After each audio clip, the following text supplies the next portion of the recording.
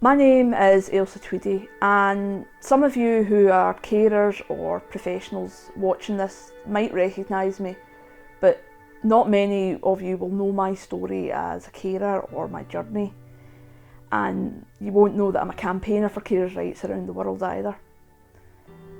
I've been a carer for Mum since I was around 7 or 8 years old. She has secondary progressive MS, and during the pandemic I also started to care for my dad and my gran. I wasn't identified as a young carer until I was around 14 years old, and I felt that the true extent of my caring role was invisible to most people. I felt that I was invisible. I left school at 16 years old to go to college to do an HND in tourism, and during the summer months after my first year I applied for the benefit carers allowance, and I was turned down because of the eligibility criteria for full-time students. This is what inspired me to start what has now been a 15-year campaigning journey for me.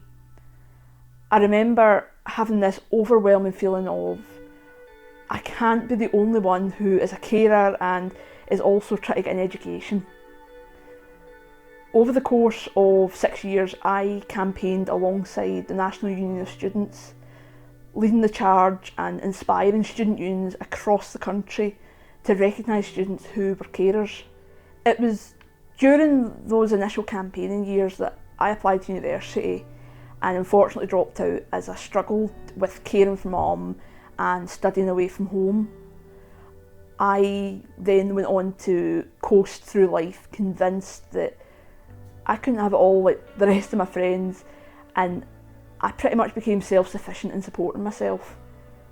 And that unfortunately left a lasting impact on me. I had become very closed off and I didn't trust anyone enough to be able to talk to them when I needed to.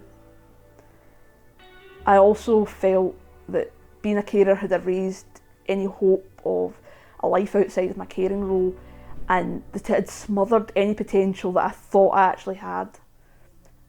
I felt guilty for wanting to find my place in life. Or at least that's what I used to think.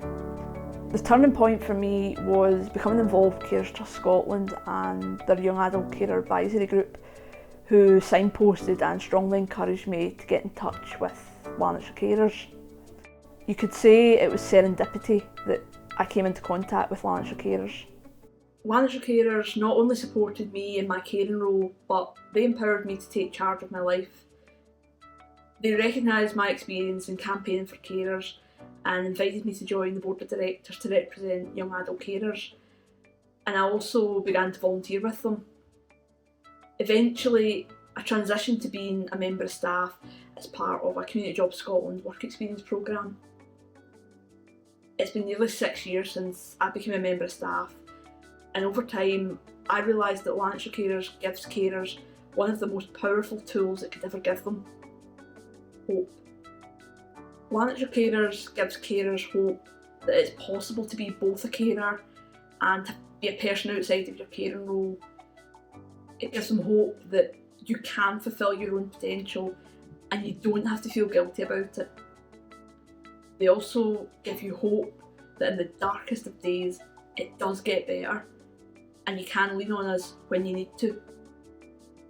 For any carers who are watching this who might recognise a small part of themselves in my story, please reach out to Lanarkshire Carers, as they have completely transformed my life and have supported me in my caring role to reach my full potential and find a balance between work, caring and have a life outside of my caring role.